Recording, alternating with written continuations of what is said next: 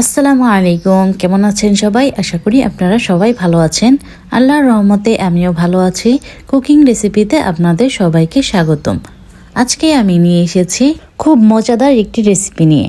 যারা মুরগির হাত পা খেতে পছন্দ করেন বা যারা পছন্দ করেন না, আজকের এই রেসিপিটা একবার এইভাবে বানিয়ে খেলে সবারই অনেক পছন্দ হবে এবং ভালো লাগবে। আর একবার বানিয়ে খেলে বারবার খেতে ইচ্ছে করবে। খুব কম সময়ে সামান্য কয়েকটা উপকরণ দিয়ে আজকের এই রেসিপিটা তৈরি করে নিচ্ছি। তাহলে চলুন শুরু করা যাক। এখানে আমি নিয়েছি কয়েকটা মুরগির হাত ও পা। এগুলো আমি ভালোভাবে ধুয়ে পরিষ্কার করে নিয়েছি যাতে কোনো ময়লা না থাকে। এখন আমাদের এই গুছগুলো সামান্য কিছু উপকরণ দিয়ে মাখিয়ে নিতে হবে। তার জন্য আমি এখানে দিয়ে দিচ্ছি পরিমাণ মতো লবণ, তার সাথে আধা টেবিল চামচ হলুদের ফাঁকি, আধা টেবিল চামচ মরিচের ফাঁকি। মরিচের ঝালটা আপনারা আপনাদের পরিমাণ মতোই দিবেন। পরে আবার চিলি ফ্লেক্স ব্যবহার করতে হবে, এর জন্য একেবারেও বেশি দিতে যাবেন না, তাহলে প্রচুর পরিমাণে ঝাল হয়ে যাবে। তার সাথে দিয়ে দিয়েছি পরিমাণ মতো জিরার ফাঁকি, আরও দিয়ে দিচ্ছি পরিমাণ মতো সজের ফাঁকি, আর সেই সাথে দিয়ে দিচ্ছি 1 টেবিল চামচ আদা ও রসুন বাটা। আমি আদা ও রসুন একসাথে বেটে নিয়েছি, এর জন্য একসাথেই দিয়ে দিচ্ছি। আর সর্বশেষ দিয়ে দিচ্ছি 2 টেবিল চামচ পরিমাণ সয়া সস। সয়া সসে লবণ একটু বেশিই থাকে, তাই শুরুতে যে লবণটা ব্যবহার করবেন ওটা একেবারেই কম ব্যবহার করবেন, না হলে পরে খেতে তিতা লাগবে। এখন মুরগির হাত পা গুলো মশলার সাথে ভালোভাবে মিশিয়ে নিতে হবে। নেড়ে চেড়ে ভালোভাবে মিশিয়ে নেওয়ার পর একটা ঢাকনা দিয়ে ঢেকে রেখে দিচ্ছি 30 মিনিটের জন্য। রেস্টে রাখার কারণে মশলাগুলো ভালোভাবে গুসের সাথে মিশে আসবে। এখন একটা প্লেটে নিয়ে নিচ্ছি 1 কাপ পরিমাণের ময়দা, আর তার মধ্যে দিয়ে দিচ্ছি পরিমাণ মতো লবণ, আধা টেবিল চামচ পরিমাণের হলুদের ফাঁকি, আধা টেবিল চামচ পরিমাণের মরিচের ফাঁকি, আর তার সাথে দিয়ে দিচ্ছি আধা টেবিল চামচ পরিমাণের জিরার ফাঁকি।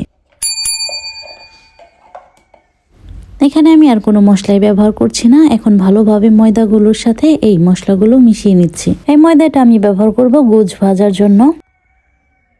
গোছগুলো যখন মশলার সাথে ভালোভাবে মিশে আসবে, এই পর্যায়ে মাখিয়ে রাখা সেই ময়দার সাথে গোছগুলো হালকা হাতে মিশিয়ে নিতে হবে। একেবারে চেপে চুপে মিশিয়ে নেওয়ার দরকার নেই। সবটুকু গোছের সাথে ময়দাগুলো ভালোভাবে মিশিয়ে গেলেই হবে।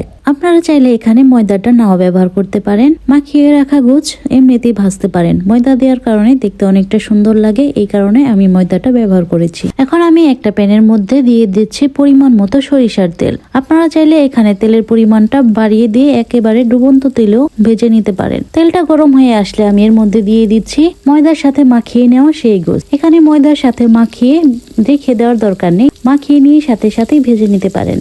এক এক করে সমস্ত হাত পা গুলো আমি গরম তেলের মধ্যেই দিয়ে দিচ্ছি। সবগুলো একসাথে দিতে যাবেন না, তাহলে ভাজাটা সুন্দর হবে না। একটা একটা করে দিলে দুই পাশে সুন্দরভাবে একই রকম ভাজা হয়। ভাজতে ভাজতে এক পাশ যখন ভাজা হয়ে আসবে, উল্টে অপর পাশে ভালোভাবে ভেজে নিতে হবে। আর ভাজার সময় অবশ্যই চুলার আঁচটা লোতে রাখতে হবে। চুলার আঁচটা যদি বেশি দিয়ে দেন তাহলে শুধু পুড়েই উঠবে, ভিতরে ভাজা হবে না, কাঁচা থেকে যাবে।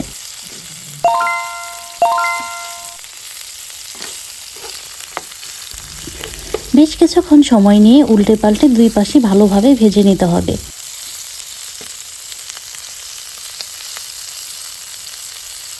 আর ভাজার পরে দেখতেই পাচ্ছেন কত সুন্দর একটা ব্রাউন কালার চলে এসেছে, আর দেখতেও কতটা লোভনীয় লাগছে। মন চাইছে এখনই খেয়ে ফেলি। এখন আমি এগুলো একটা একটা করে একটা বাটিতে উঠিয়ে নিচ্ছি। আমি যে তেলের মধ্যে মাংসগুলো ভেজেছিলাম সেই তেলটাই ব্যবহার করে নিচ্ছি, কারণ এতে আলাদা একটা স্বাদ বা সুন্দর ফ্লেভার আসে। সেই তেলের মধ্যে আমি প্রথমে দিয়ে দিচ্ছি সামান্য পরিমাণের মরিচ কুচি ও রসুন কুচি। নেড়ে চেড়ে রসুন ও মরিচ কুচিগুলো আমি ভেজে নিচ্ছি যতক্ষণ পর্যন্ত না রসুনের সুন্দর একটা ফ্লেভার বা ঘ্রাণ নাকে আসে। একটু ভাজা হয়ে আসলে এর মধ্যে আমি দিয়ে দিচ্ছি প্রায় 1 টেবিল চামচ পরিমাণ চিলি ফ্লেক্স। এটা আমি বাসায় তৈরি করে নিয়েছি। আপনাদের হাতের কাছে যদি এটা না থাকে তাহলে শুকনা মরিচ কুচি কুচি করে কেটেও দিয়ে দিতে পারেন। নেড়ে চেড়ে চিলি ফ্লেক্স ভেজে নেওয়ার পর এই পর্যায়ে আমি এখানে দিয়ে দিচ্ছি সামান্য পরিমাণে তেঁতুলের রস। তেঁতুলটা আমি প্রায় 5 মিনিটের মতো ভিজিয়ে রেখে সেখান থেকে চিটকিয়ে একটা তেঁতুলের রস করে নিয়েছি। আমি এখানে পাকা তেঁতুলটাই ব্যবহার করেছি। আপনারা যদি এখানে কাঁচা তেঁতুলটা ব্যবহার করতে চান তাহলে অবশ্যই সেদ্ধ করে তারপর ব্যবহার করবেন। আর তেঁতুলের পরিবর্তে আপনারা পরিমাণ মতো লেবুর রসও ব্যবহার করতে পারেন।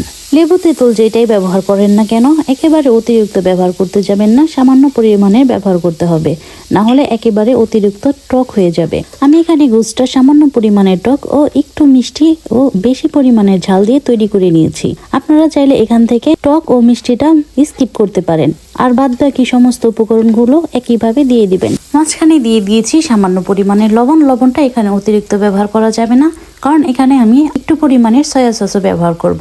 আমি এখানে 1 টেবিল চামচ পরিমাণের সয়া সস ব্যবহার করেছি। আগেই বলেছি সয়া সস একটু খেতে লবণাক্ত হয়, এর জন্য লবণটা পরিমাণ মতোই দিবেন, একেবারে অতিরিক্ত দিতে যাবেন না, তাহলে খাবারে লবণের পরিমাণ বেশি হয়ে যাবে। তার সাথে দিয়ে দিচ্ছি 2 টেবিল চামচ পরিমাণের টমেটো সস। এখন এই সবগুলো উপকরণ ভালোভাবে 2 মিনিটের মতো নেড়ে কষিয়ে নিচ্ছি। টমেটো সস ও সয়া সস দেওয়ার কারণে সুন্দর একটা ফ্লেভার আসে, মনে হয় রেস্টুরেন্ট থেকে কিনে আনা খাবার।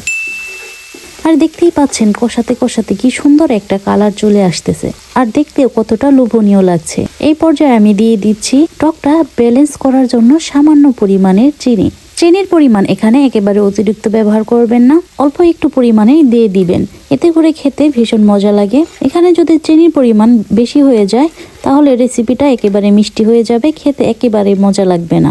তাই চিনি দেওয়ার সময় একেবারে সাবধানে অল্প একটু পরিমাণের দিবেন, যাতে বেশি না পড়ে যায়।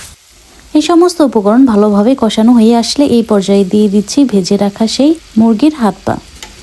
চুলার আঁচটা লোতে রেখে বেশ কিছুক্ষণ সময় নিয়ে ভালোভাবে গোশটা আমি মিশিয়ে নিচ্ছি, যতক্ষণ পর্যন্ত না সসের সাথে গোশগুলো ভালোভাবে মিশে আসে।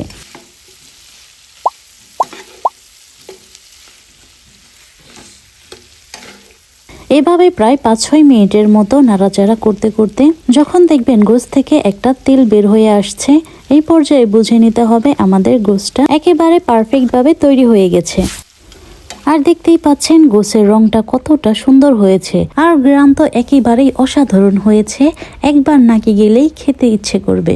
তো বন্ধুরা দেখতেই পাচ্ছেন কত সহজে আজকের এই রেসিপিটা তৈরি হয়ে গেছে।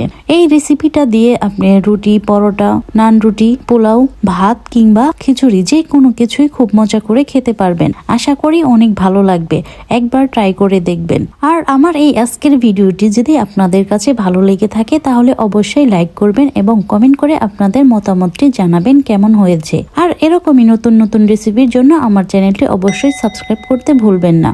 দেখা হবে আবার কোনো নতুন রেসিপি নিয়ে, ততদিন পর্যন্ত ভালো থাকবেন, সুস্থ থাকবেন। আর আজকের এই ভিডিওটি যারা শেষ পর্যন্ত দেখেছেন তাদেরকে অসংখ্য ধন্যবাদ। আল্লাহ হাফেজ।